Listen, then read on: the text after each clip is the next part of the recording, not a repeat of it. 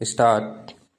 अध्यक्ष महोदय, हमारे देश में जो सरकार की आय होती है, यदि उसका अधिकतम भाग सरकारी कर्मचारियों के वेतन पर ही खर्च हो जाएगा, तो इस तरह से तो देश में महंगाई में बढ़ोतरी होती चली जाएगी।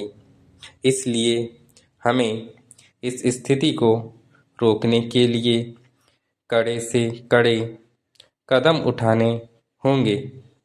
आज देश में जो लोग भी काला धंधा करते हैं, उनके साथ कड़ाई से निपटना होगा और जो बड़े बड़े व्यापारी हैं, उनके साथ भी सख्ती बरतनी होगी। सरकार की इस समय जो नीति है, उसकी जो विचारधारा है, उस पर हम सबको पुनः विचार करना होगा, जिससे देश की हालत में सुधार हो सके। करोड़ों रुपए का अनाज जो आज बाहरी देशों से मंगाया जा रहा है, इस पर मुझे कोई आपत्ति नहीं है। सरकार ने एक बार अनाज का व्यापार अपने हाथ में लिया था और उसके बाद फिर सरकार ने व्यापारियों के भरोसे पर उसको छोड़ दिया।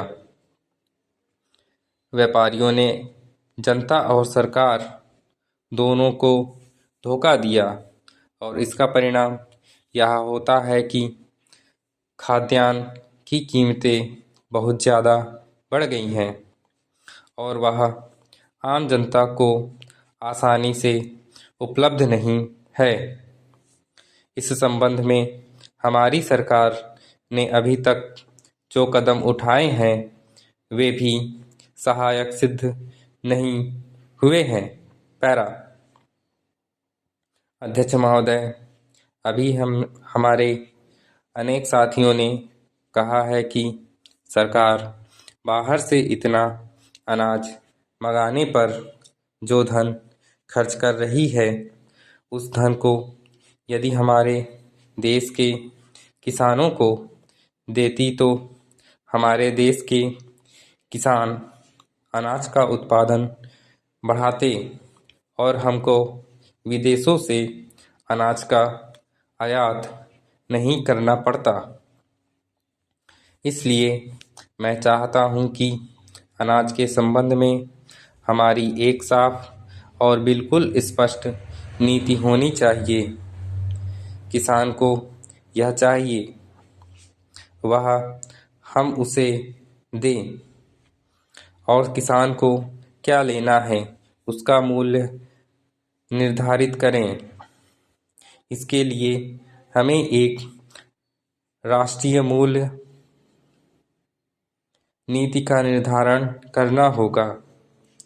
किसान का अनाज उत्पादन करने में कितना खर्च होता है और उसको आवश्यकता की चीज़ें किन दामों पर मिलती हैं, इन दोनों में तालमेल होना चाहिए।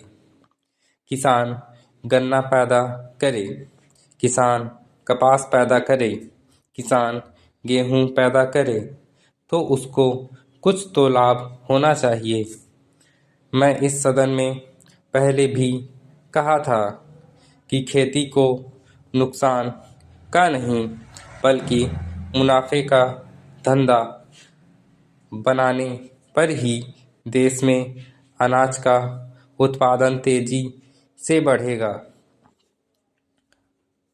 और खाद्यान्न की समस्या का कोई हल निकल सकेगा।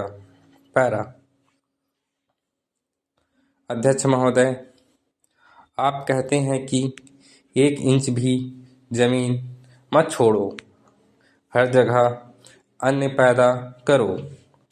लेकिन हमारा क्षेत्र ऐसा है जहाँ सिंचाई के लिए पानी नहीं है, इसलिए हम अन्न का उत्पादन नहीं कर पाते हैं। इसके लिए हमें सिंचाई की योजनाएं बनानी पड़ेगी।